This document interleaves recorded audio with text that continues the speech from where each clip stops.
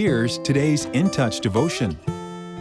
Today's scripture reading is Luke chapter 10, verses 38 through 42.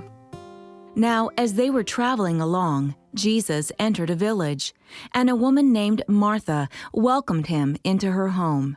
She had a sister called Mary, who was seated at the Lord's feet, listening to his word.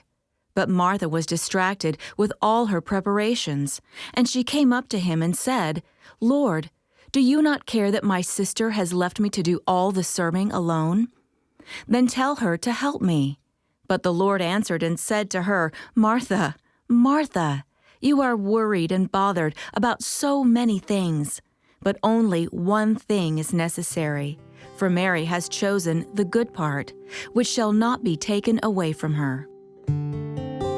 When Jesus arrived at the home of Mary, Martha, and Lazarus, Mary turned her attention to the Lord. Meanwhile, Martha was distracted by the preparations and became agitated that her sister wasn't helping.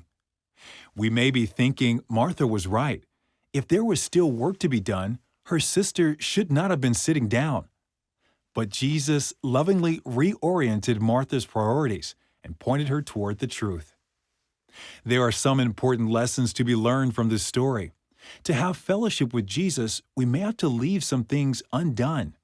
The Lord knew how hard the women had been working, but their greatest need was to spend time with Him.